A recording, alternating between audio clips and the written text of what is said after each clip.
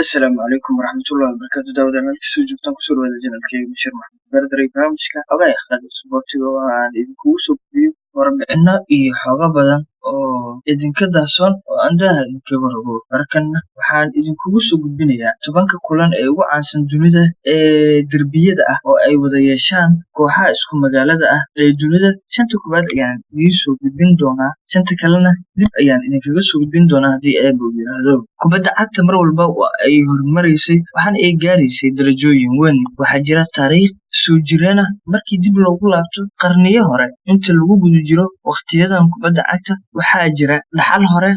oo ku aadan jiilashii hore iyo waxqabadkoodii mar walba kubadda cagta laysma siiyo oo hadiyad ma ahan waana waxa ka dhigay inay muhiim noqoto derbiyadana ay adkaadaan waxaan idiin soo gudbin doonaa haddaba kulamada derbiga ah ee laga ciyaaro dunida oo dhex mara kooxaha isku magaalada ah kulamada ay ciyaareen kooxda guulaha badan iyo sidoo kale natiijadii ugu weyneed ee koox looga adkaado kaalinta koowaad derbiyada ugu waaweyn ee dunida oo ay kooxaha ku xifaaltamaan waxaa ku jira kulanka weyn ee El Clasico waa kulanka loogu xiisaha badan yahay waana derbiga ugu weyn ee kubadda cagta El Clasico waxaa isaga hor yimaada kooxaha ugu waaweyn ee dalka Spain waana Real Madrid iyo kooxda kubadda cagta Barcelona waxaana loo arkaa mid ka mid ah derbiyada ugu qadiimsan ee dunida markii dib loogu laabto qarniyo hore kulankan ayaa malaayiin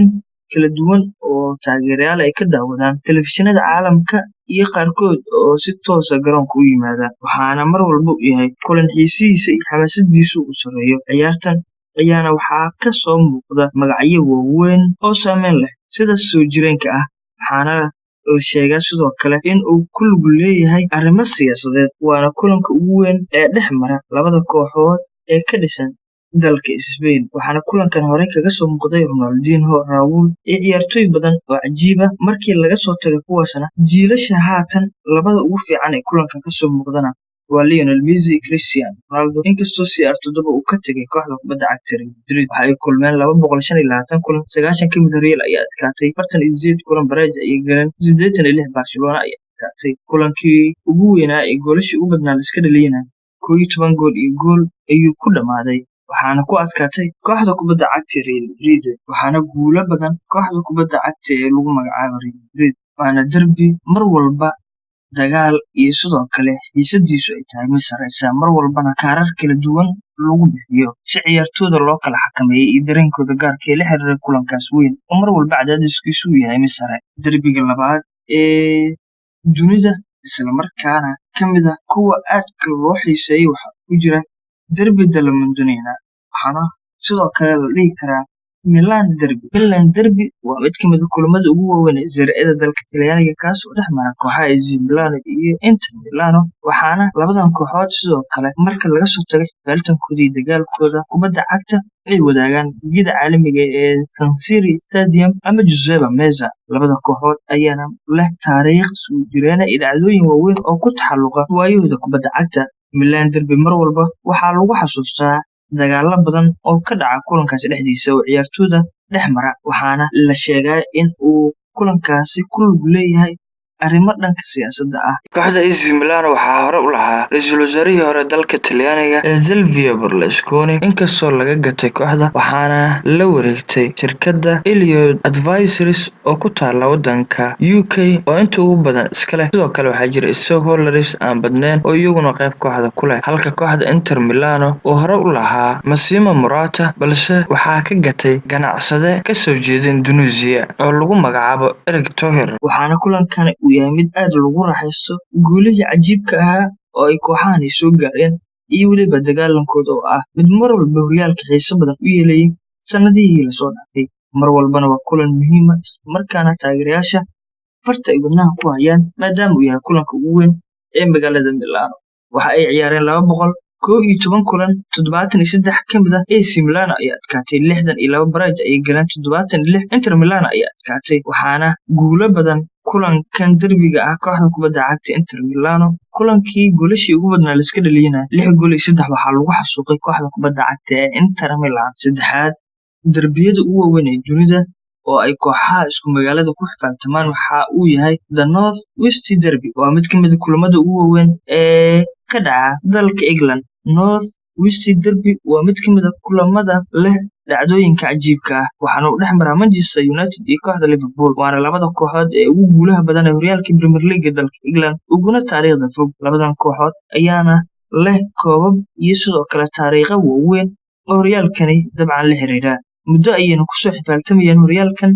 isla markaana ay kusoo dagaalami jireen kulankan ayaa loo arkaa mid ka mid ah kulamada ciyaartooyda ay ku dagaalamaan isla markaana ay ku xifaaltamaan waxaana uu yahay mid ka mid ah derbiyada ugu waaweyn ee dunida isla markaana xiisihiisa iyo dareenkiisa gaarka ee dagaal wata waxa ay labada kooxood ciyaareen 189 kulan 75 waxaa adkaatay Manchester United 51 baraaj ayay galeen 63 Liverpool ayaa adkaatay waxaana guulo badan kooxda Manchester United kulankii ugu badnaa ee goolal iska dhaliyana 7 gool iyo 4 waxaa lagu xasuuqay kooxda kubadda cagta ee Manchester United oo Liverpool ku adkaatay afraad derbiyada ugu waaweyn ee dunida ee xiisaha iyo xamaasadda gaarka wata oo dhex mara kooxaha isku magaalada ah waa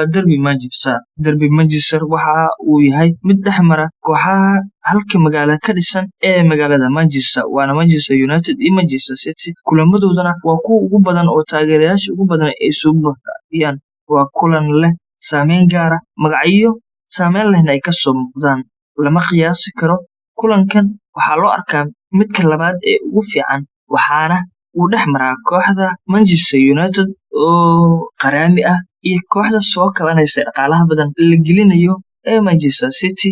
waana kooxda labaad markii loo fiiriyo derbigan ayaana ah mid taageerayaal badan oo dunida ay jecel yihiin waxaana uu yahay mid daraamo gaar ah wata mar walbana deriska qeylada badani waa waxa Manchester United ay ku riixaan kooxda kubadda cagta ee Manchester City inay yihiin koox urduna oo soo kabanaysa lama dafiri karo awoodda ballaaran ee kooxda kubadda cagta Sky Blue iyo tayada maadaama ay tahay koox mar walba dhaqaalaha la gelinayo ay ku kasbanaysay magacyo waaweyn iyo koobab waaweyn oo haatan ay iskugu barbar istaagi karto kooxda kubadda cagta Red Devilska inkastoo laga koobab badan yahay lagana taariikh weyn yahay balse kulanka ayaa ah midka labada kooxood go'aaminaya midda fiican waxa ay ciyaareen 165 kulan 69 waxa adkaatay kooxda Manchester United 50 baraaj ay galeen 46 kooxda City ayaa adkaatay waxaana guulo badan kooxda Red Devilska kulankii ugu weynaa ee goolal iska dhaliyna 4 iyo 3 waxaa ku adkaatay kooxda kubadda cagta ee Manchester United kulanka shanaad ee derbiyada ugu waaweyn ee dunida waxaa ku jira derbida Italia waa mid ka mid ah kulamada ugu weyn ee dunida waxaana isaga hor yimaada labada kooxood ee ugu waaweyn ee horyaalka Inter Milan iyo Juventus waxaana uu yahay mid kumanaan taageerayaal ay jecel yihiin waana koox si aad u loolama waa kulan leh madadaalo isla markaana mar walba laba dhinac u dhaca in uu noqdo kulan fiican oo si fiican ku dhamaada amaba in kulanka uu noqdo mid isqa qabsi iyo dagaal badan uu ka dhaco kaarar badanna lagu bixiyo waa ciyaar mar walba adag markii loo eego waana ciyaar aan la saadaalin karin siday u adag tahay iyo weliba mar walba waxa ka dhici kara ilaa daqiiqada ugu dambeysa ee neef qaadashada waa kulan la mid ah Milan derby waana kulan sidoo kale ku lug leh arrimo siyaasadeed waana kulan soo jireen Juventus ayaana mar walba kala kulanta dagaal iyo sidoo kale ciyaar xamaasadeysan kooxda kubadda cagta ee Inter Milan waxa ay ciyaareen 214 ciyaarood 94 kamid ah Juventus ay guul gaartay 53 baraaj ay galeen 67 kooxda Inter Milan ayaa adkaatay waxaana guulo badan Juventus kulankii ugu weynaa goolal iska dhalayna 9 gool iyo gool waxa lagu xaaqay kooxda shanta kala diiwaan kasoo gudbin doona waana derbiyada ugu weyn ee dunida oo dhex mara kooxaha isku magaalada ah kulamada ay ciyaareen cidda guulaha badan kulankii ugu badnaa ee goolal iska dhaliyay inta kulan ay baraaj galeen iyo sidoo kale faltankooda soo jireenka ah halka uu ka bilaabay